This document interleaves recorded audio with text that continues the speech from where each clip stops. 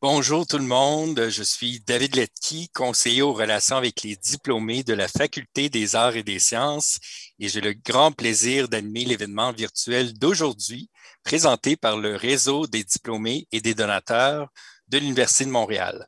Nous sommes très heureux de vous voir en si grand nombre. Vous êtes plus de 100 en ce moment en ligne. Merci beaucoup d'être parmi nous et surtout, bienvenue à cette conférence présentée dans le cadre du 100e anniversaire du département de chimie et qui a pour thème COVID-19 et santé environnementale. Avant de vous présenter nos deux experts invités, je cède la parole au directeur du département de chimie, le professeur André Charette, qui souhaite vous partager un court mot avant le début de notre discussion. Monsieur Charette?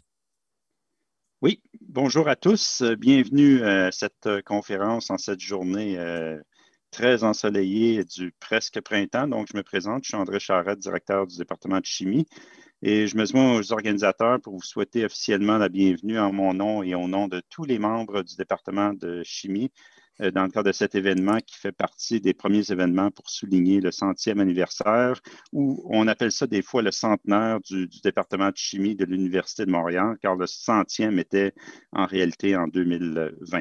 Donc, nous avons déjà eu deux faits marquants depuis le début de la pandémie, soit un numéro spécial publié l'automne dernier dans la revue Journal canadien de chimie, dans lequel une trentaine d'articles scientifiques rédigés par les membres du corps professoral ont été colligés.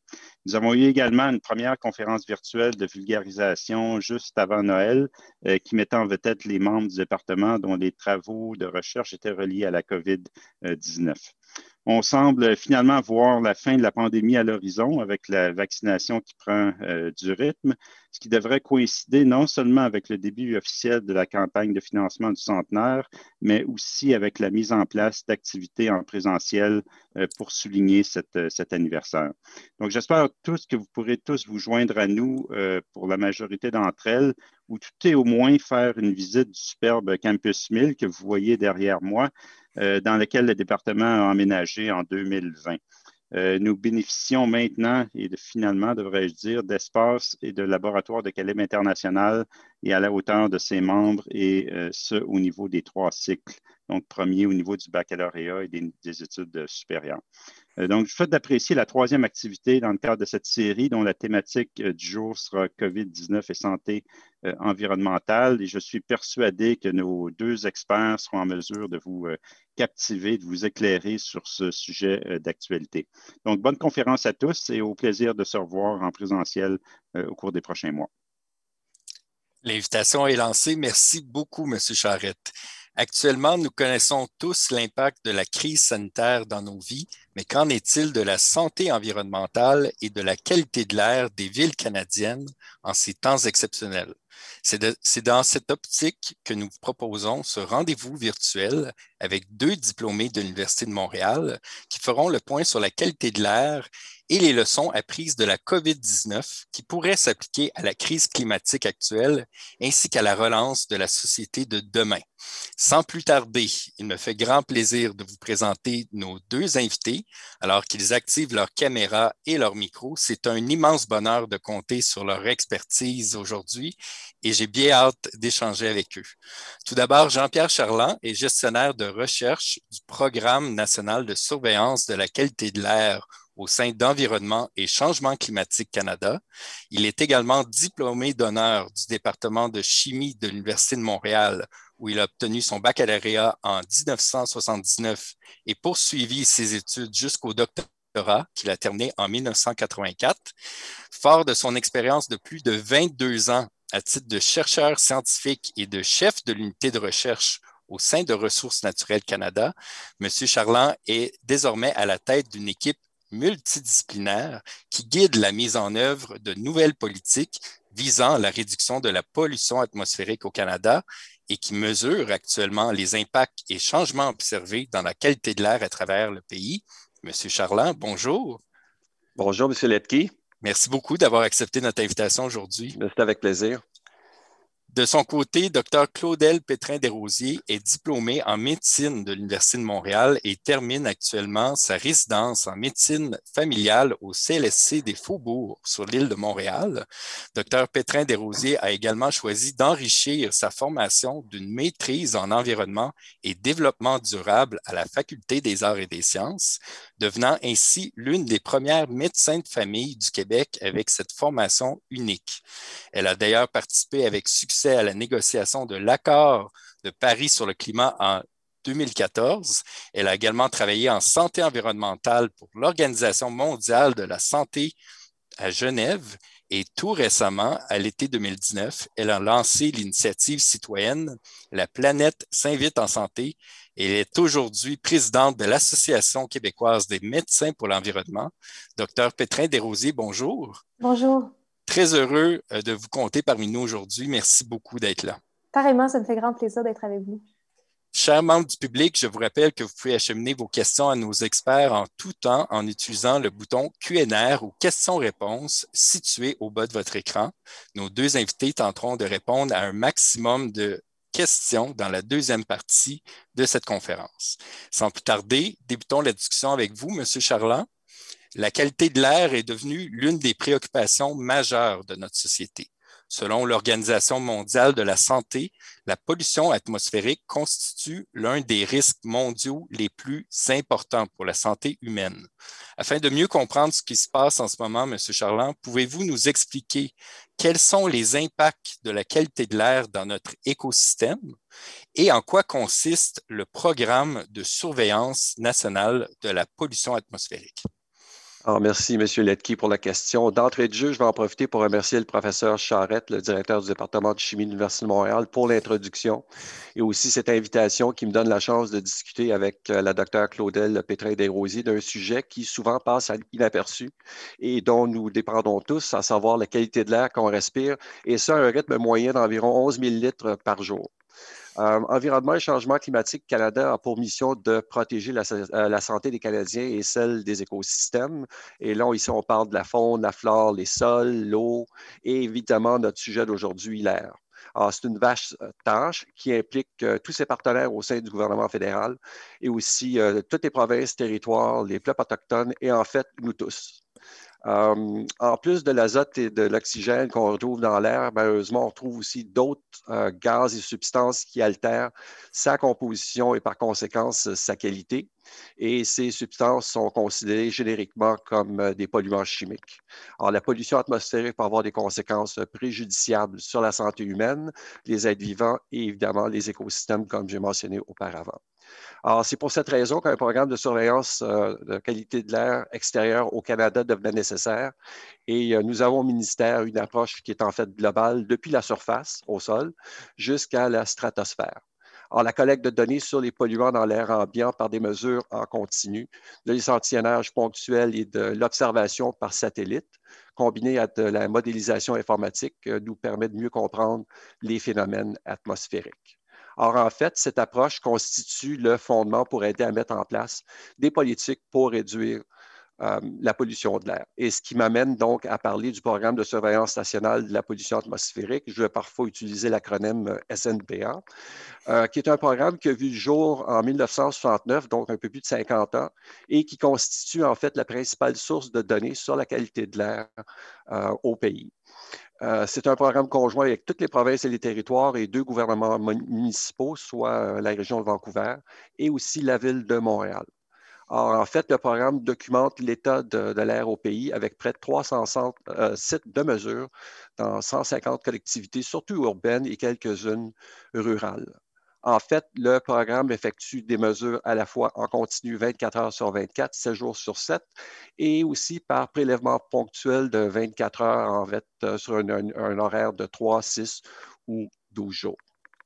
Comme vous le dites, M. Charland, mesurer les principaux polluants atmosphériques 24 heures sur 24, 7 jours semaine, c'est assez crucial pour éviter certains événements tragiques. Les fans de la série The Crown sur Netflix se souviendront d'ailleurs de l'un des épisodes qui relate le grand smog qui a littéralement paralysé Londres pendant plusieurs jours en décembre 1952. un exemple qui démontre certainement que la pollution atmosphérique est un enjeu qui persiste et qui peut apporter de graves conséquences, n'est-ce pas? Oui, en effet, les conséquences de la pollution de l'air sur la santé humaine sont maintenant bien connues. Quand vous relatez le smog de Londres, bien, plus de 10 000 personnes sont décédées et plus de 100 000 autres ont eu des problèmes respiratoires lors de cet épisode de smog en décembre 52, qui en fait était dû aux émissions reliées à l'utilisation du charbon à l'époque. Alors, il faut se rappeler en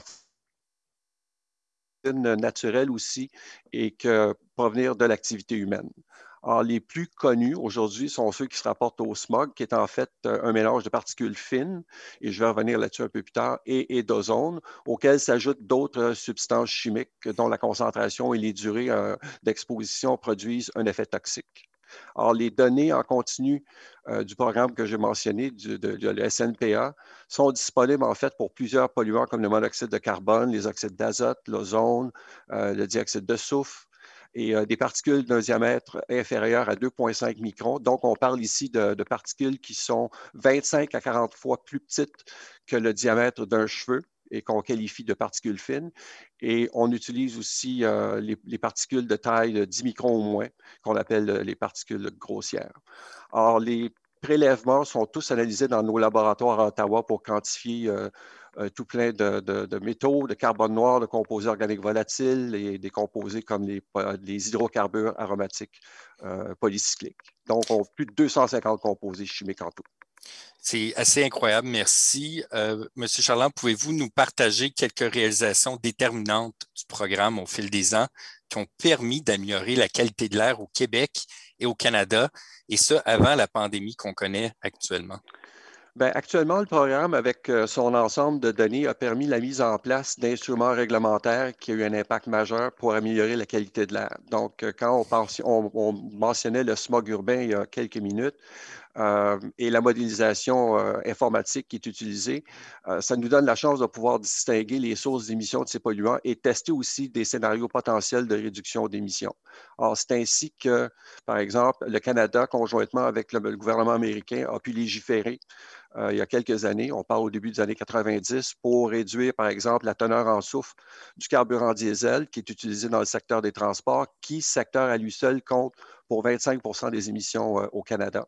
Et donc, la réduction progressive de cette teneur en soufre dans les années 90 s'est traduite par des baisses spectaculaires de 96 de dioxyde de soufre ambiant et de 60 au niveau des particules fines, particules qui sont reconnues pour avoir des effets sur la santé humaine, par exemple, en termes de maladies respiratoires et cardiovasculaires. Oui. Puis, je pense que vous souhaitiez parler aussi de plus récemment en 2012. Oui, alors là, ce que je voulais mentionner, c'est que, en fait, au tournant du siècle, en l'an 2000, des normes pan-canadiennes relatives aux particules fines et à l'ozone ont été proposées afin d'atteindre des cibles d'assainissement qui ont été établies à cette époque-là, cibles qui ont été atteintes. Et par la suite, un nouveau programme a vu le jour qui porte le nom du système de gestion de la qualité de l'air pour continuer donc à réduire les émissions industrielles et la surveillance de la qualité de l'air à l'aide d'objectifs pour continuer à l'améliorer. Alors, le programme que je gère actuellement permet donc de vérifier l'efficacité de ces mesures d'assainissement-là qui sont mises en place et de continuer à amasser des données qui, en fait, guident la mise en place de nouvelles cibles. Alors donc, au début, on avait l'ozone, on avait les particules fines et on a rajouté d'autres standards pour le dioxyde d'azote et le dioxyde de soufre. Merci beaucoup, M. Charland, pour ces précisions. Ça permet d'avoir un portrait global au début de cette discussion. Nous aurons l'occasion de parler un peu plus tard de l'impact de la pandémie qui a accéléré certains projets de recherche de votre équipe. Donc, on vous revient dans quelques minutes. Je me tourne désormais vers vous, Dr Pétrin-Desrosiers. Quand on parle de polluants atmosphériques, on pense souvent à leur impact sur les changements climatiques, un sujet qui semble avoir été relégué au second plan depuis le début de la crise sanitaire. Selon un récent rapport d'Environnement Canada paru en 2020 dans le Lancet, le réchauffement climatique du Canada est 2 fois plus rapide que dans le reste du monde. Une révélation qui peut surprendre et qui démontre surtout l'urgence d'agir, n'est-ce pas? Oui, ben en effet, c'est intéressant que Environnement Canada a démontré que le Canada se réchauffait 2 à 3 fois plus vite que le reste du monde. C'est un phénomène qui interroge encore les scientifiques. On se questionne encore sur les raisons exactes. Il y a plusieurs hypothèses qui sont soulevées, mais ce n'est pas un phénomène qui est complètement connu, mais ça soulève quand même le fait que, bien qu'on soit un pays nordique, on n'est pas à l'abri des changements climatiques. Il y a des répercussions au niveau local, il y a des répercussions au niveau national. Les changements climatiques ont des multiples effets sur la santé, puis ce qui est intéressant, tristement aussi, c'est que les raisons principales, les causes des changements climatiques, qui, pour la grande majorité, c'est la combustion des énergies fossiles, et la même, en fait, cause la pollution atmosphérique. Donc, c'est très, très, très difficile de distancier changement climatique et pollution atmosphérique. Moi, je viens d'une perspective de santé. Je suis formée comme médecin de famille. On nous dit souvent que la santé, bon, elle est définie par l'Organisation mondiale de l'OMS comme un état complet de bien-être à la fois physique et mental et ne se définit pas seulement par l'absence de maladie. On a tendance à percevoir souvent la santé comme étant quelque chose de très médical, très orienté sur les soins. Mais quand on regarde les principaux déterminants de la santé, l'accès et le système de santé arrivent à peu près en 10e position et est responsable plus ou moins que de 20% de l'état global de santé de quelqu'un. Donc, tout le reste, c'est des déterminants sociaux et environnementaux de la santé, comme par exemple la pollution de l'air, est tellement important. Il y a une étude très récente qui a démontré que jusqu'à 1 décès sur 5 à travers le monde pouvait être lié à la pollution atmosphérique liée aux combustions fossiles. C'est énorme. En 2016 seulement, l'OMS, l'Organisation mondiale de la santé, a déterminé que c'était au moins 25% des décès qui étaient de causes environnementales. Donc, c'est des chiffres qui impressionnent. Et quand on pense changement climatique, il faut voir les changements climatiques comme des amplificateurs de risque. C'est en train de modifier tout ce qu'on connaît de la santé et toutes les maladies qui existent un peu d'une certaine façon.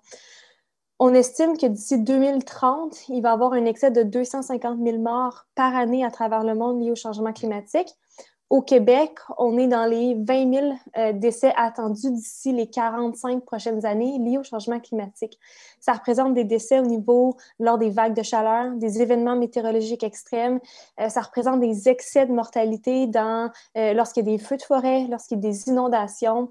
On parle aussi d'une augmentation des allergies, des composantes allergènes, et il y a même une littérature croissante sur les liens entre certaines maladies infectieuses qui émergent ou qui se propagent de plus en plus avec les changements climatiques, et sans parler du stress sur l'insécurité alimentaire avec des inondations et des sécheresses qui vont modifier nos sources, en fait, nos sources agricoles.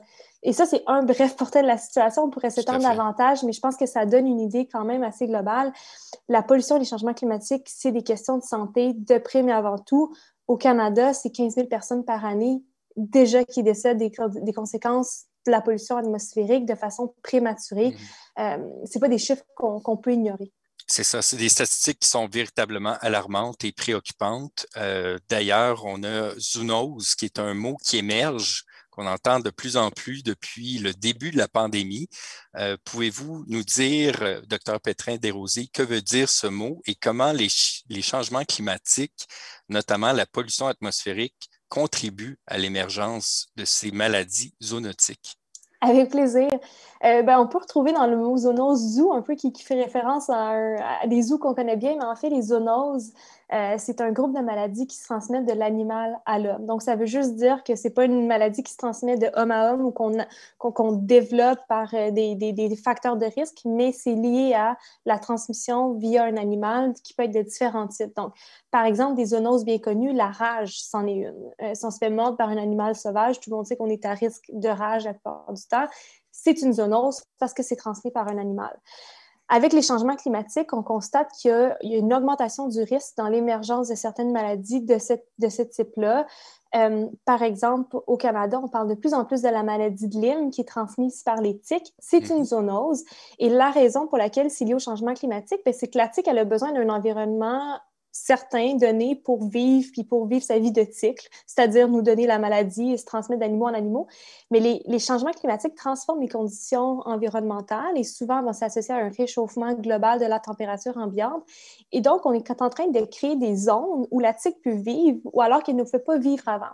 Et donc, ce qu'on remarque, c'est que la tique, la maladie de Lyme, monte de plus en plus au nord, dans l'hémisphère nord. Et donc, maintenant, on a des cas, c'est une maladie qui est quand même bien documentée en Estrie, mais les estimations nous disent que d'ici quelques années, bien, il pourrait en avoir en Abitibi puis au Lac-Saint-Jean, au Saguenay-Lac-Saint-Jean, alors que ce n'était pas le cas il y a plusieurs années. Il y a plus d'une dizaine de maladies comme ça qui sont suivies par l'Institut national de santé publique qui ont une influence, qui sont liées aux perturbations environnementales, mais on peut penser par exemple aussi au virus du Nil accidental. Puis, j'ai pas le choix, on aura la chance d'y revenir, mais je termine. On n'a pas le choix de considérer la COVID comme... En fait, certains vont la considérer comme une zoonose. Puis c'est intéressant. Les liens avec les changements climatiques sont encore à l'étude, mais ce qui a été nommé et reconnu, notamment par l'Organisation mondiale de la santé puis certains programmes de l'ONU, c'est qu'une des raisons pour laquelle on voit des maladies comme ça émerger ne peut pas être dissociée de la dégradation de l'environnement, de la détérioration de la nature, de la déforestation massive. Et donc, on rapproche de plus en plus l'animal de l'homme. Et donc, on crée des nouveaux réservoirs, on crée des opportunités pour ces virus-là qui se transmettent soit via des oiseaux notamment ou d'autres types d'animaux. Donc, c'est des choses qui sont à considérer un peu au même titre que l'Ebola. C'est un autre type de zoonose. Il y en a beaucoup, mais c'est des maladies qui ont un potentiel de devenir de plus en plus prévalentes et présentes de façon régulière dans la société avec les perturbations et les stress environnementaux qu'on connaît. Tout à fait, puis on va y revenir un peu plus tard, mais merci pour ce portrait actuel des choses, Dr Pétrin-Desrosiers. Je me tourne désormais vers M. Charland. M. Charland, on sait depuis longtemps que la majorité des polluants est libérée par l'activité humaine, notamment le transport, l'utilisation de combustibles pour l'électricité et le chauffage, ainsi que par diverses activités industrielles. Quels sont les principaux constats que vous avez faits avant la pandémie avec vos projets de recherche avec l'Université de Toronto, mais aussi durant la crise actuelle avec la mise en place de certains projets pilotes pour justement avoir des données en ce moment, là, en cette crise sanitaire? Merci. Je vais en profiter en fait pour continuer un propos plutôt de Dr Claudel Pétrin-Desrosiers en rapport avec le fait que 15 000 personnes décédaient dans un rapport de Santé Canada annuellement, donc de la pollution atmosphérique. Et en fait, à ça s'ajoute aussi des millions de journées de maladies reliées à l'asthme et d'autres maladies respiratoires et cardiovasculaires. Et beaucoup de ces phénomènes-là sont associés avec la teneur dans l'air ambiant de particules fines. Et une de nos quêtes constantes vise à identifier des marqueurs ou molécules chimiques qu'on peut retrouver dans les particules fines qui sont reliées à certaines sources d'émission de ces particules. Et un exemple est, par exemple, la classe des hydrocarbures aromatiques polycycliques qui sont émis en fait par plusieurs types de sources. On en détecte dans toutes les grandes villes au Canada et ils proviennent en général de sources industrielles, secteur des transports et autres. Et un exemple, au fil des ans, nous avons observé que certaines villes montraient des niveaux de ces composés-là qui augmentaient annuellement pendant la saison froide. Et ce phénomène-là nous a aiguillés sur une source potentielle qu'il fallait confirmer, soit la combustion de biomasse et plus spécifiquement du chauffage au bois. Et c'est là que j'amène mon propos avec le fait que nos recherches ont permis d'identifier des molécules chimiques spécifiques à la dégradation de la cellulose, le composant du bois. Et donc, avec les méthodes d'échantillonnage et d'analyse appropriées, on a été capable de quantifier ces marqueurs chimiques reliés au chauffage au bois qu'on utilise aussi pour explorer les incidences de feux de forêt. Alors, ceci donc nous permet de mieux cerner les phénomènes saisonniers en milieu urbain. Et ces travaux, en fait, ont pu être utilisés et permis à la Ville de Montréal, entre autres, de réglementer l'utilisation des poêles, les foyers à combustible à plus haute efficacité énergétique pour réduire, en fait, l'émission de ces particules fines, surtout en saison froide. Et ça donne même la liberté à la Ville de Montréal de pouvoir émettre des interdictions de chauffage au bois dans le Grand Montréal, lors d'augmentation des niveaux de particules fines et d'épisodes de smog hivernaux via le programme québécois InfoSmog. Donc, ça, c'est un des travaux qu'on a fait. L'autre, c'était évidemment relié aussi avec tout le côté émissions du secteur des transports, suite à un rapport d'Environnement Canada fait conjointement avec Santé Canada en 2012 sur l'état du smog au Canada. Et en plus des plusieurs constatations dans le rapport, il y avait beaucoup de recommandations, dont une qui a attiré notre attention, à savoir faire des mesures sur les émissions près des axes routiers. Et donc, ce sont des travaux qu'on a entrepris avec l'Université de Toronto en 2015, après une étude de faisabilité pour identifier des sites appropriés. Nous avons amorcé donc une étude pilote de 3 ans à Vancouver et Toronto et on a quand même pu mettre au jour beaucoup de nouvelles informations concernant la pollution près des routes. C'est fort intéressant, mais il y a plusieurs personnes aussi actuellement en ligne qui doivent se poser la question. Actuellement, avec le confinement et la baisse du trafic aérien et urbain, des observations sont faites partout dans le monde au sujet de la qualité de l'air et son impact sur l'environnement. Quelles sont les données qui sont présentement accessibles en ce moment, M. Charland, pour la province, mais aussi la métropole, la ville de Montréal? Oui. Donc, écoutez, ça fait maintenant une année, on a entendu parler quand même beaucoup dans les médias depuis une semaine. Là, ça fait une année que la pandémie de la COVID-19 a bousculé nos vies et nos habitudes.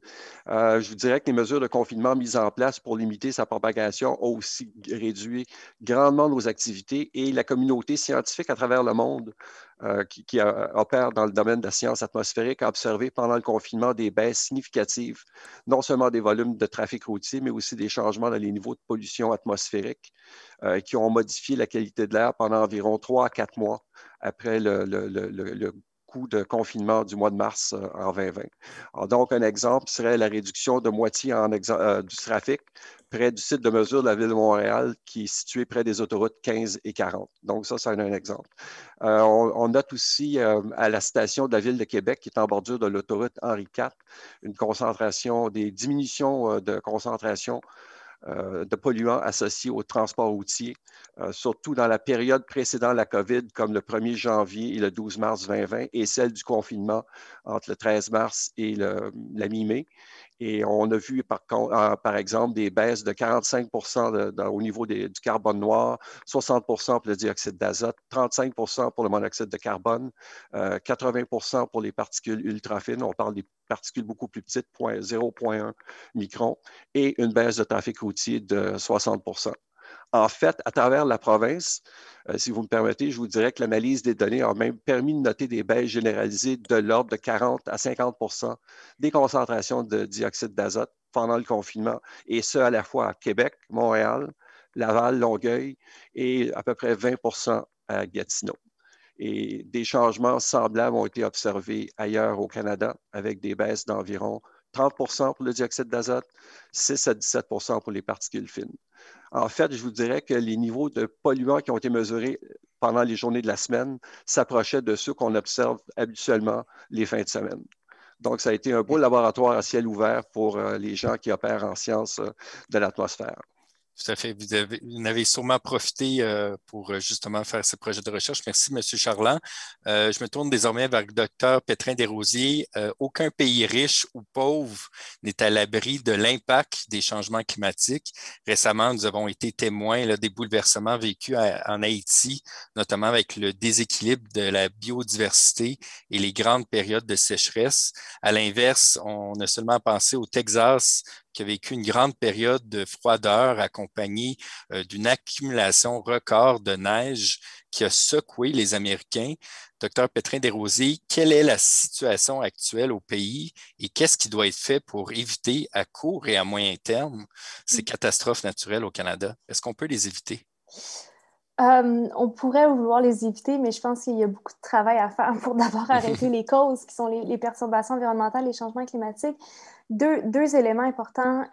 Les changements climatiques augmentent l'imprévisibilité de certains phénomènes météorologiques et certains événements météorologiques extrêmes. On peut penser aux ouragans, aux inondations, aux sécheresses, aux feux de forêt, aux vagues de chaleur. Ces phénomènes-là s'accroîtent avec les changements climatiques, deviennent plus intenses, plus fréquents et plus long.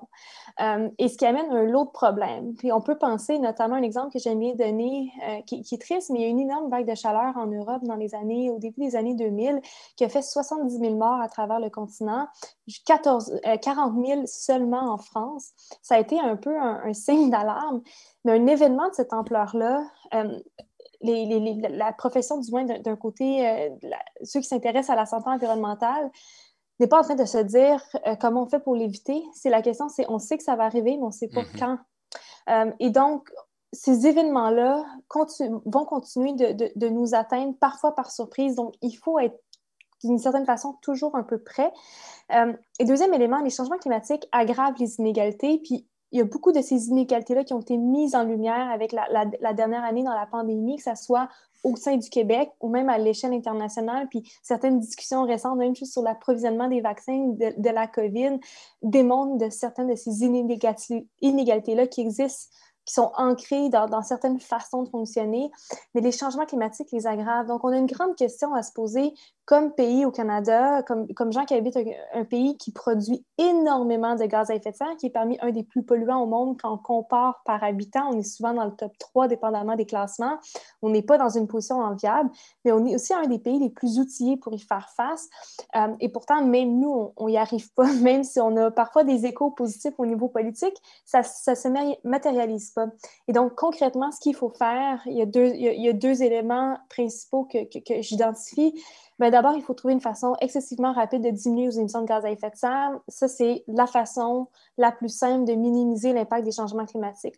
Par contre, ceci étant dit, même si demain matin, tout le monde arrête d'émettre des gaz à effet de serre, on a tellement accumulé de gaz à effet de serre dans les dernières années qu'il y a des changements climatiques qui vont arriver de toute façon sur quelques années et ça va prendre quelques décennies avant que ces gaz-là se résorbent. Et ça, c'est si on arrête de produire demain matin.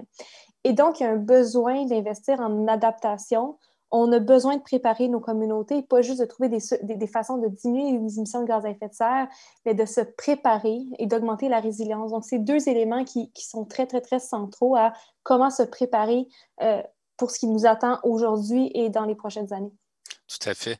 À la lumière de qu'est-ce que nous partage le docteur Pétrin-Desrosiers, M. Charland, quels sont à court, moyen ou à long terme là, les attentes ou les projets qui pourraient permettre justement à la qualité de l'air au Canada d'être optimale ou bien de juste voir une diminution en termes de GES?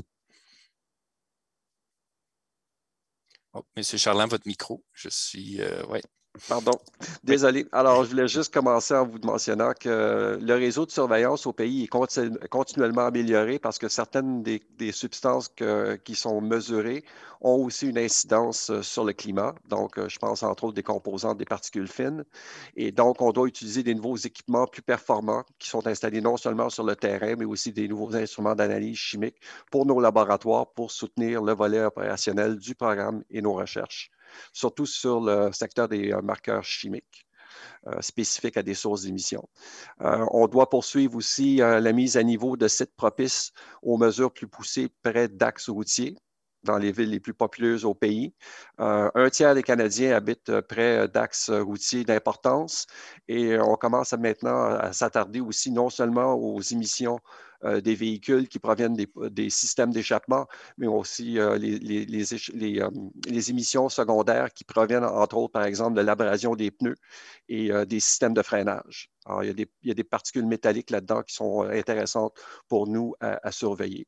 Donc, tout ça est fait pour ramasser donc, des données pour pouvoir mieux les exploiter et aussi mieux les visualiser pour être en mesure ultimement de mieux informer les décideurs et les citoyens via des programmes comme, par exemple, la cote Air Santé ou le programme InfoSmog au Québec. Et je reviendrai un petit peu plus tard. Tout à fait. Donc, c'est des données qui sont bien sûr captées au Canada, au Québec, mais en raison du laboratoire à ciel ouvert, comme vous avez mentionné tantôt, oui. Vous collaborez actuellement avec des équipes à l'international, notamment celle de l'OMM, soit l'Organisation météorologique mondiale. Est-ce que vous avez des faits saillants ou quelques statistiques en primeur là, à nous partager, là, même si ces travaux-là se poursuivent et ne sont pas finaux plutôt? Est-ce que vous avez quelques données à nous partager à ce niveau-là? Ça va me faire plaisir, effectivement. Donc, l'Organisation, en fait, météorologique mondiale a lancé cette initiative au mois de septembre l'année dernière dans un but de compiler en fait toutes les observations, tous les changements qui ont été observés au niveau de la qualité de l'air dans plusieurs régions du monde, soit l'Amérique du Nord, l'Amérique latine, l'Amérique du Sud, l'Europe, on parle de l'Afrique et les portions sud et est de l'Asie. Et on parle actuellement d'environ 20 pays, 450 sites de mesure. Et on va pouvoir comparer, parce que là, évidemment, les confinements n'ont pas toujours été aux mêmes dates partout sur la planète, mais on utilise différentes définitions de ce qu'on appelle les confinements. Donc, avant le confinement, premier confinement, première relaxation, deuxième relaxation au niveau des restrictions. Et pour ce qui est du Canada, on a fourni des données pour les villes de Montréal, Toronto, Halifax, Québec, Ottawa, Calgary et Vancouver. Alors, je peux déjà vous mentionner que les premières données qui sortent à travers ce qui s'est observé dans le monde montrent jusqu'à maintenant des diminutions qui peuvent aller jusqu'à même 60 % dans certains pays pour le dioxyde d'azote et 40 % pour les particules fines au plus fort du confinement. Et évidemment, vous pouvez comprendre que coordonner tout cet effort-là à travers la planète, ça prend du temps. Alors, c'est toujours en cours. Il va y avoir un volet de travaux de modélisation informatique qui va se faire dans plusieurs pays, incluant le Canada. Et je peux déjà vous donner des résultats estimatifs qui sont obtenus par modélisation en ce moment, oui, surtout pour les grands centres urbains au Canada. Donc, on parle ici par modélisation des réductions moyennes de 28 % pour le dioxyde d'azote, 10 % pour les particules fines et peut-être une légère augmentation d'environ 2 % pour l'ozone. Et ces changements-là, bien, tout ça pour dire en terminant que c'est quand même pas uniforme à travers le pays. Tout dépendant de l'emplacement des sites de mesure, certains sites vont enregistrer des changements plus drastiques que d'autres. Il y aura certainement des changements aussi selon l'évolution de la crise sanitaire actuelle et le retour aussi, est-ce qu'on peut dire à la normale, mais aussi presque à la normalité. Donc, on va garder un œil attentif à ces projets de recherche. On est toujours en mode d'observer ce qui se passe au niveau de la qualité de l'air, même en ce moment, depuis le deuxième confinement. Merci beaucoup, M. Charland. Je retourne à Dr. Pétrin-Desrosiers qui, justement, parlait de diminution de GES. Vous avez pris part aux négociations de l'accord de Paris sur le climat en 2014. Au terme de cet accord qui a été signé en 2015 par 174 pays, dont le Canada, qui s'est engagé à réduire d'ici 2030 ses émissions à gaz à effet de serre, donc les GES qu'on parlait tantôt, de 30 % comparativement au niveau de 2005. Pouvez-vous nous partager votre expérience au sein bien sûr, de cet accord-là, mais aussi, selon vous, est-ce que cet engagement-là va être tenu et est-ce qu'on pourra atteindre finalement cette cible en 2030? C'est une super question. Je vais expliquer un petit peu le contexte dans lequel j'ai participé aux négociations autour de l'accord de Paris. En 2014, je représentais la Fédération internationale des associations des étudiants en médecine, qui est un regroupement de 1,3 million d'étudiants en médecine à travers le monde. J'étais porte-parole de la fédération. J'avais aussi pour mandat d'être responsable des dossiers environnementaux. Et donc, j'ai représenté ces 1,3 million d'étudiants en médecine-là aux négociations des conférences des Nations unies sur les changements climatiques, qu'on appelle couramment les COP, COP. Et donc, l'année avant Paris, c'était en 2014, c'était à Lima, au Pérou.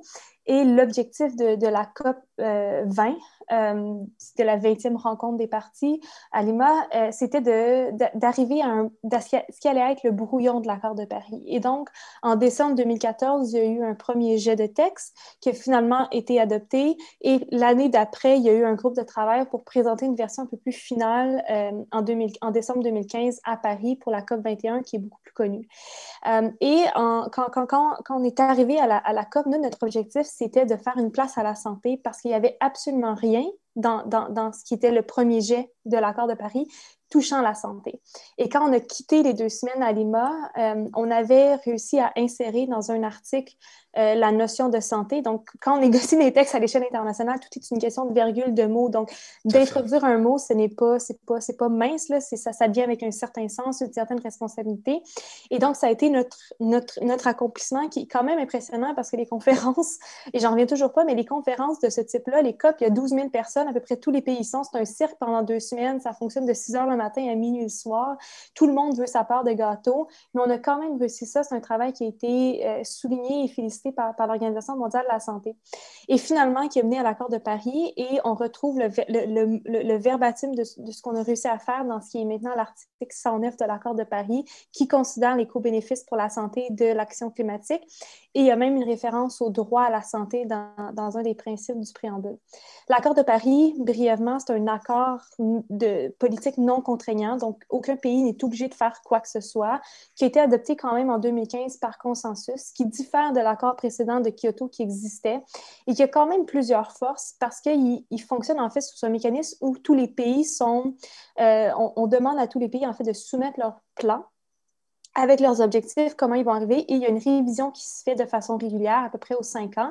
Mais c'est basé sur l'idée que si un pays fait quelque chose d'intéressant, bien, les autres pays vont vouloir le suivre. Donc, on aura un effet d'entraînement. Et on se dit que peut-être que cette transparence-là et cette volonté-là va résulter à une plus grande action climatique. Donc, c'est un petit peu ce qui sous-tend la forme de l'accord de Paris et qui a été quand même défini par l'OMS comme étant l'accord de santé publique le plus important du siècle. Tout à fait. Et donc, je termine sur une note sur le Canada. Beaucoup pourrait être dit sur le Canada, j'y reviens parce que politiquement, on donne l'image, surtout à l'échelle internationale, qu'on a un des pays les plus portés sur l'environnement, mais concrètement, c'est plus ou moins vrai. Oui, on a une cible de diminution de 30% d'ici 2030 par rapport au niveau de 2005, mais c'est très peu ambitieux, surtout quand on considère la part du Canada dans les réchauffements climatiques. Donc, plusieurs disent qu'on devrait être encore plus ambitieux. Et ce qui est préoccupant quand même, ça reste qu'on est très bon pour établir des cibles, mais très mauvais pour les respecter. Donc, dans son histoire, en termes de réduction d'émissions de gaz à effet de serre, le Canada n'a jamais vraiment atteint aucune de ses cibles. Et on n'a aucun signe, et même malgré la pandémie, l'année qu'on vient de connaître, on n'a aucun signe qu'on est en train de diminuer nos émissions de gaz à effet de serre. Donc, je me demande très bien comment, en 10 ans, parce que 2030, en fait, c'est dans 9 ans, littéralement, on va réussir à se défaire du tiers de nos émissions de gaz à effet de serre. Je le souhaite, mais on devrait faire plus, mais je me demande comment on va y arriver parce qu'en ce moment, on n'est pas du tout sur cette trajectoire-là. Justement, en novembre dernier, le Canada s'est aussi engagé avec un projet de loi, le projet de loi C12, qui vise à mettre en œuvre un plan climatique renforcé du Canada. Donc, on souhaite atteindre la carboneutralité en 2050 avec bien sûr des cibles qui sont à jour là, aux 5 ans là, à partir de 2030. Donc, selon vous, est-ce que c'est un pas dans la bonne direction ou encore une fois, comme vous dites, il manque un peu de chair autour de l'os? Non, je pense qu'il faut souligner le travail du gouvernement dans ce projet de loi-là. C'est un projet de loi qui est ambitieux, qui est intéressant parce qu'on veut contraindre un peu l'action de façon plus juridique, dire on est obligé de faire quelque chose et avec l'espoir que ça dure au-delà des gouvernements. Donc, à travers les différents gouvernements qui pourraient être élus, je pense que le projet de loi C12 a une très belle portée potentielle. Ceci étant dit, ce qui est quand même préoccupant, puis il y a certains ajustements qui doivent être faits par rapport à ce projet de loi-là. On l'a mentionné, le projet de loi vise une première cible en 2030, mais 2030, c'est quand même loin. Donc, la majorité des groupes environnementaux demandent que cette première cible-là soit 2025 plus tôt, puis qu'on s'assure qu'on fasse une part importante à la science et à l'expertise de ces scientifiques-là dans l'établissement des rapports et des cibles et qu'on minimise ou en fait qu'on donne une place nulle à l'industrie pétrolière. Et on a déjà des signes qu'il y a quand même des signes positifs. Il y a récemment un comité d'experts qui a été établi au niveau fédéral. Il n'y a aucun membre de l'industrie pétrolière dans le comité. Donc, il y a quand même il y a quand même des petites avancées, mais bon, ce projet de loi, il faut qu'il soit accepté. Mais on aimerait ça que la première cible soit 2025 et pas 2030, justement pour nous donner une chance de réussir nos objectifs pour 2030. Tout à fait. Le message est passé. Juste avant de passer à la période de questions, puisqu'on a plusieurs questions actuellement de nos participants, si jamais vous avez des questions pour nos experts, dans quelques minutes, on va y répondre. Donc, utilisez le bouton Q&R, questions-réponses, situé au bas de votre écran. J'ai une dernière question pour vous deux, M. Charlin et aussi Claudel Pétrin-Desrosiers. Comment voyez-vous l'après-COVID et la place que doit prendre l'environnement et la qualité de l'air dans la relance économique et celle de la société de demain? Donc, on vient d'en discuter un peu, mais j'aimerais vous entendre tous les deux à ce sujet-là. Donc, si on veut commencer avec M. Charland. Oui, merci. Bien, écoutez, le post-COVID, on s'est aperçu que, évidemment, toutes nos habitudes professionnelles ont été bousculées, mais on a quand même trouvé le moyen de pouvoir livrer les projets, les études qu'on faisait à distance. Et donc, le télétravail, les nouvelles façons de travailler sont là pour rester. Et sûrement, ça va avoir un impact sur la qualité de l'air. Des gens vont moins avoir à se déplacer, moins utiliser leur véhicule. Et donc, on va voir des changements définitivement. À plus long terme, je dois avouer aussi qu'on va assister à l'électrification graduelle des transports publics et nous prévoyons une utilisation croissante aussi de véhicules hybrides et électriques. Donc, tout ça mis ensemble aura sûrement des impacts bénéfiques sur la qualité de l'air. Et tout ça, en fait, dans un esprit de développement durable. Je sais que la docteure Claudel Pétrin a mentionné certaines statistiques. Je vais me permettre d'en citer une aussi, directement en lien avec la qualité de l'air. L'Organisation mondiale de la santé classe quand même le Canada au 6e rang dans le monde en termes de meilleure qualité de l'air sur la base des concentrations moyennes annuelles de particules fines dans l'air ambiant. Alors, évidemment, j'espère que cette discussion aura permis de mettre en lumière les enjeux de santé et les défis face à la qualité de l'air et la santé des Canadiens. Et je dois vous avouer qu'on fait quand même des progrès dans ce domaine. Il faut absolument continuer, il ne faut pas baisser la garde. Puis, je vais quand même avoir un message où je vais dire aux gens, ben, je les encourage à trouver un coin propice à des belles activités extérieures effectuées à leur rythme dans des belles conditions climatiques. Tout à fait. Est-ce que Dr Pétrin-Desrosiers, vous souhaitiez Oui, mais c'est une poursuivre? discussion. Avec plaisir, c'est une discussion super intéressante, l'après-COVID. Puis je pense qu'on est on est déjà un petit peu dans l'après-COVID. Oui, on est encore face à la pandémie, mais on réalise qu'il y a quand même des besoins de soutenir certains secteurs de l'économie. La COVID reste omniprésente, mais on a de la place pour discuter de nos enjeux. Puis je pense qu'on peut ouvrir la porte à des très belles discussions sur repartir un peu à la table à dessin et dire qu'est-ce qu'on veut pour notre présent, qu'est-ce qu'on veut pour notre avenir. Je pense que beaucoup, pendant la pandémie, ont réalisé l'importance qu'avait la nature. On a vu beaucoup de personnes vouloir soit chercher un chalet à l'extérieur des centres urbains, mais aussi passer du temps à l'extérieur. Et je pense que ce lien-là, ce besoin-là qu'on a ressenti, on doit le conserver. On doit s'assurer qu'on protège nos espaces naturels, puis peut-être même qu'on en crée d'autres, des espaces verts, près de la nature, dans nos milieux urbains. Certainement, l'électrification des transports. Au Québec, c'est 43 de nos émissions de gaz à effet de serre qui sont liées au secteur des transports. C'est pratiquement la moitié. On n'a pas le choix d'électrifier à un rythme beaucoup plus rapide et permettre que ce soit au niveau individuel dans notre ménage, mais aussi au niveau de l'offre des transports en commun. Puis au Québec, on va avoir une très belle discussion à venir sur l'aménagement du territoire qui a été lancé récemment au niveau provincial. Donc, je pense que c'est important qu'on prenne part, en fait, que tous prennent part à ces discussions-là, comment qu'on veut utiliser, aménager notre territoire. Il y a des très belles opportunités et possibilités qui sont là. Et je pense que c'est une opportunité de remettre vraiment l'humain au centre de nos préoccupations plutôt que de dire toujours l'économie, l'économie, l'économie d'abord. Mm-hmm. La personne qui fait rouler l'économie, c'est nous. Donc, je pense que c'est important qu'on ressente l'intérêt sur le bien-être de nous tous. Des discussions qui sont vraiment importantes. Vraiment, j'aurais pris encore plus quelques minutes supplémentaires là, avec vous. On va passer au segment questions du public, si vous voulez bien, puisqu'on a presque 20 questions en attente. Donc, on commencerait avec la première question de Marie-Hélène qui pose la question, est-ce qu'on a une idée de l'effet de la généralisation des SUV sur la pollution atmosphérique? Des réglementations sont-elles en place pour imposer aux constructeurs automobiles de meilleures normes environnementales? Donc, je vais prendre cette première question, M. Letke.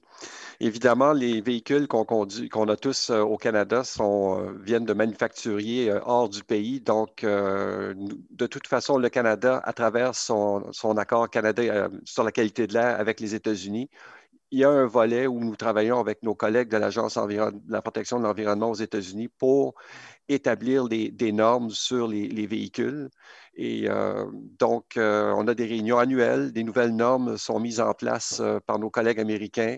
On a des variations aussi sur ces normes qui sont imposées aux véhicules, toutes catégories confondues. Évidemment, les utilitaires sport ont la cote.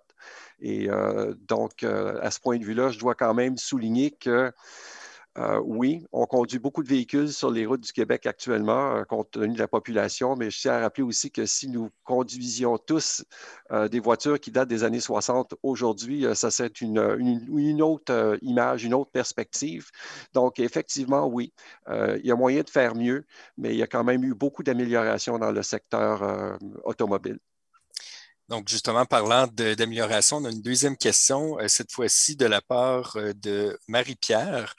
C'est posé pour Claudel. Donc, la pandémie actuelle affecte grandement la santé mentale de la population.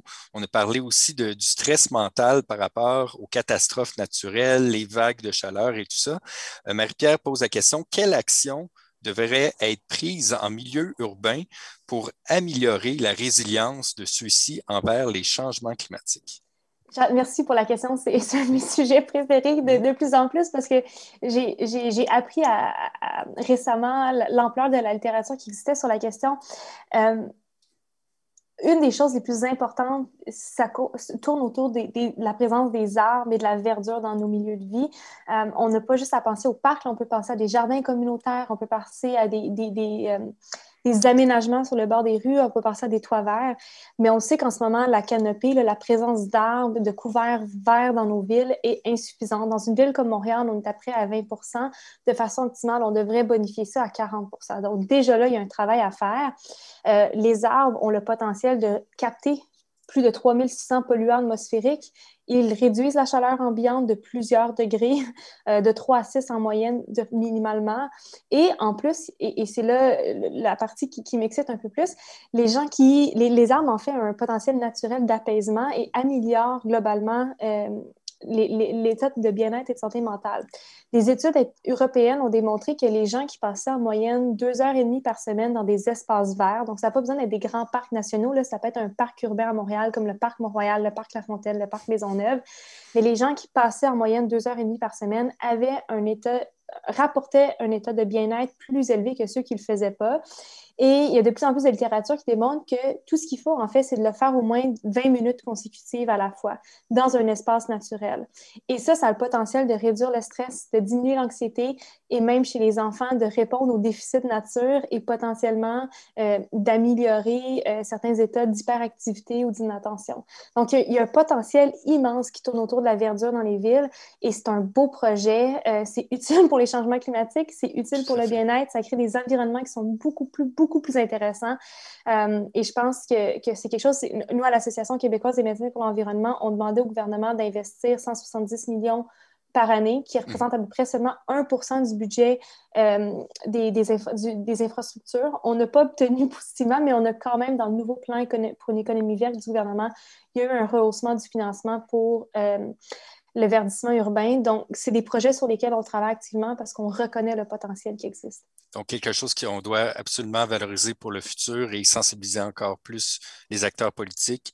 Merci beaucoup, Dr. Pétrin-Desrosiers. J'ai une question maintenant pour M. Charland, une question combinée de la part de Gabrielle et Marie-Hélène qui se pose la question.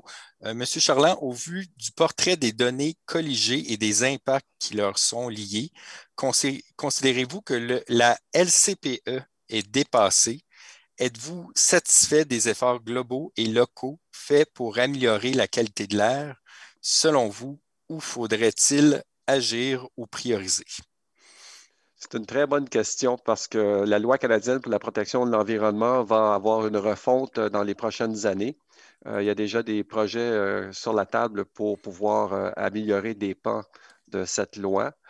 Il y a plusieurs domaines. J'ai parlé aujourd'hui, entre autres, de la qualité de l'air ambiant, mais on peut parler aussi de toutes sortes de programmes qui sont mis en place pour cibler des produits commerciaux, des produits usuels et essayer de voir comment on peut diminuer les émissions qui proviennent de ces produits-là usuels. On parle de produits aussi simples que la peinture qui est utilisée pour le marquage des rues, comme exemple, qui émettent des composés organiques volatiles, qui ultimement, réagissant avec la lumière du soleil, donne de l'ozone, un polluant atmosphérique qui nous donne beaucoup de fil à retordre. Donc, oui, il y a beaucoup de travail qui va se faire. Il faut retrousser nos manches, il faut continuer parce que la bataille n'est pas gagnée.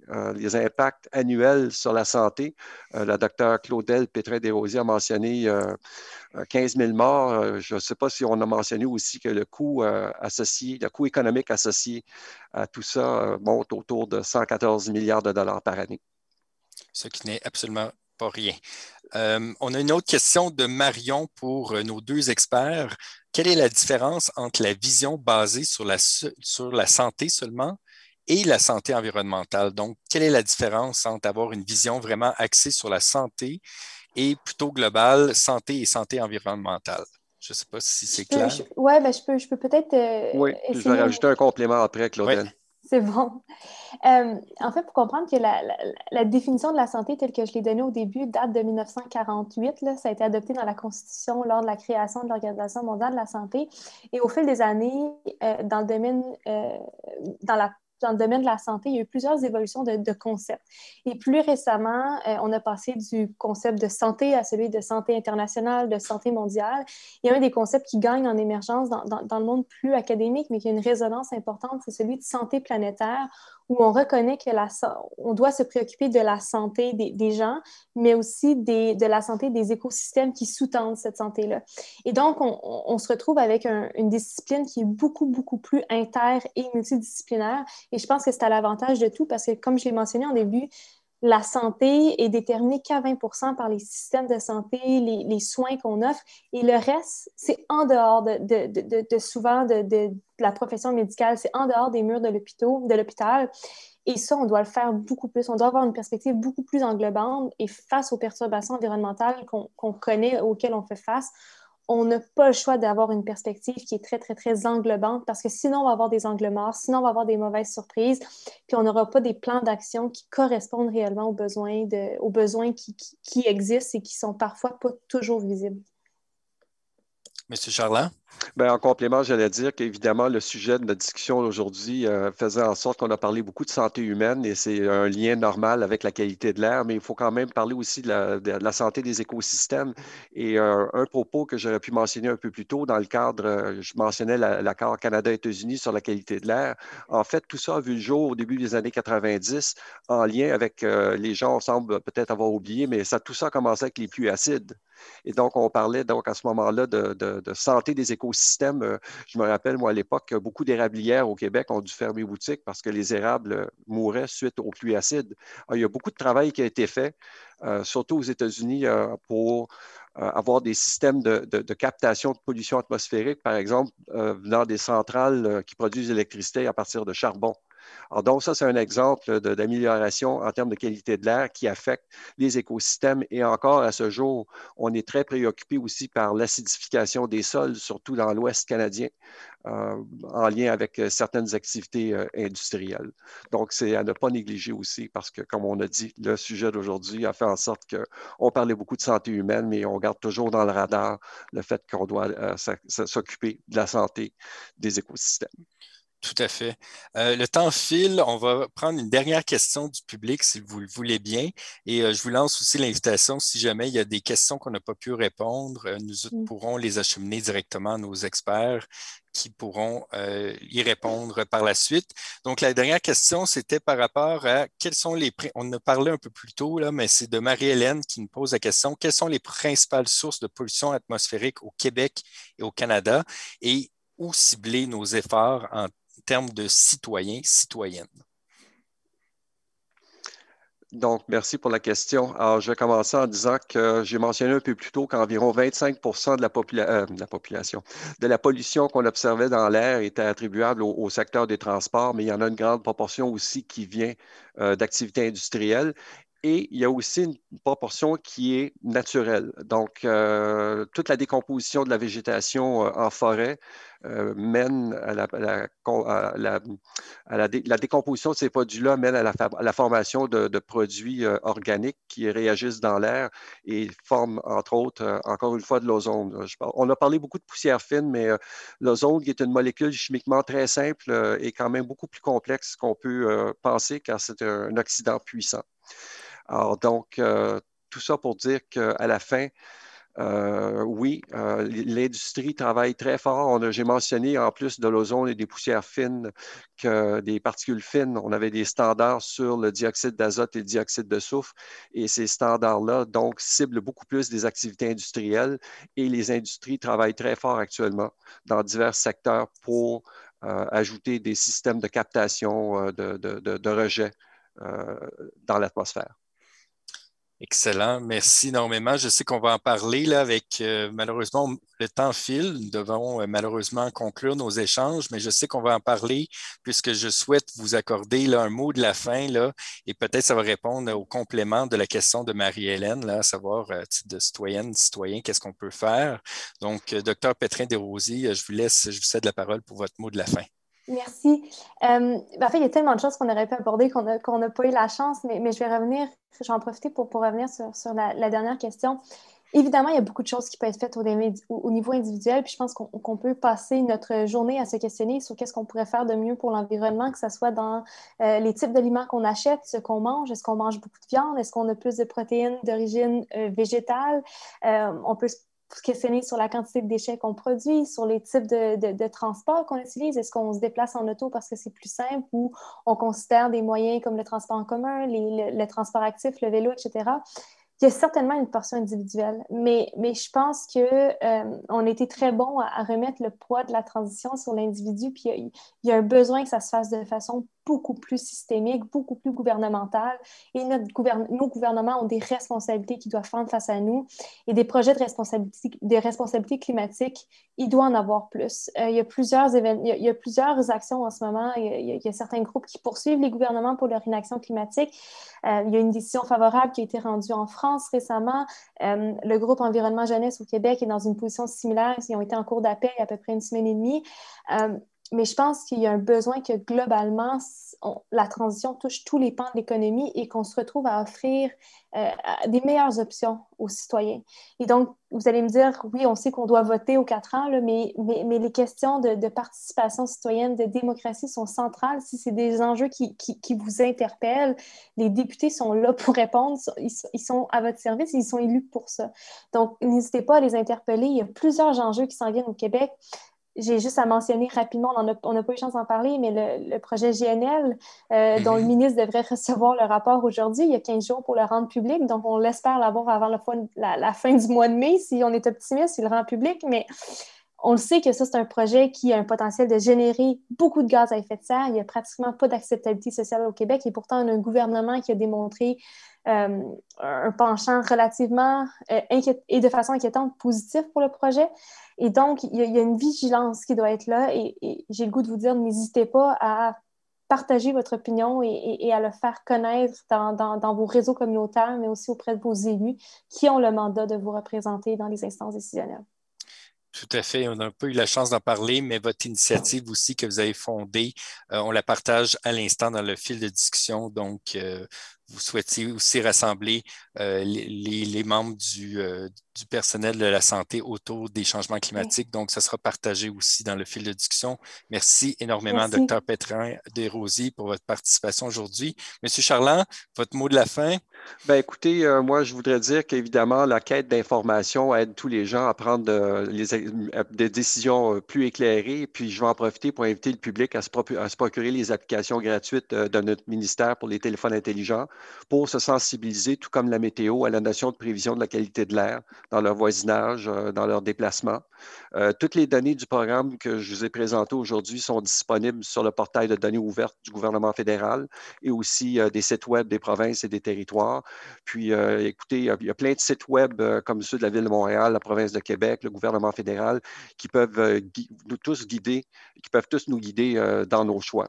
Or, en conclusion, j'aimerais pouvoir quand même utiliser une minute pour formuler les remerciements suivants, M. Ledtke. Alors, je voudrais remercier tous les partenaires provinciaux et territoriaux du programme canadien de la surveillance de la pollution atmosphérique. Plus spécifiquement aujourd'hui, la Ville de Montréal via M. Fabrice Godefroy et son équipe, la province de Québec via Mme Nathalie Laviolette et aussi son équipe, le Service météorologique du Canada pour son soutien opérationnel en modélisation, le personnel de la section d'analyse et qualité de l'air et mes collègues de la division de la recherche sur la qualité de l'air. Voilà. Ils sont tous salués et je vous salue également. Merci énormément, M. Charland, pour votre participation aujourd'hui. Ça a été un bonheur d'échanger avec vous deux. On aurait pris vraiment 30 minutes supplémentaires, assurément. Mais membres du public, merci d'avoir été des nôtres aujourd'hui. J'espère que vous avez apprécié la conférence autant que moi et nos deux invités. Je vous invite à prendre 1 minute pour répondre à un court sondage qui est déjà partagé dans la section clavardage ou fil de discussion. Votre opinion nous permet de vous offrir du contenu qui vous intéresse. Si vous avez apprécié l'événement d'aujourd'hui, vous ne voudrez pas manquer notre prochaine activité virtuelle, les docu-conférences, le jeudi 25 mars dès 17h30, où nous aurons la chance de projeter le documentaire Rêveuse de ville et de recevoir le réalisateur Joseph Hillel, diplômé de l'Université de Montréal, et l'architecte, auteure et fondatrice du Centre canadien d'architecture, Mme Phyllis Lambert. Vous trouverez tous les détails et toute notre programmation sur le site web du réseau des diplômés et des donateurs de l'Université de Montréal au réseau.umontréal.ca. Merci à notre partenaire d'affinité TD Assurance qui nous aide à soutenir les activités du réseau. Et en terminant, un merci spécial à mes collègues et complices Amira Emrad et Virginie Mesguich, ainsi qu'à Vincent Martin et toute l'équipe du groupe de couverture d'événements de l'Université de Montréal, sans qui il aurait été impossible de présenter l'événement virtuel d'aujourd'hui. Au nom du réseau des diplômés et des donateurs de l'Université de Montréal et du département de chimie de la Faculté des arts et des sciences, merci beaucoup de votre participation et au plaisir de vous revoir très bientôt.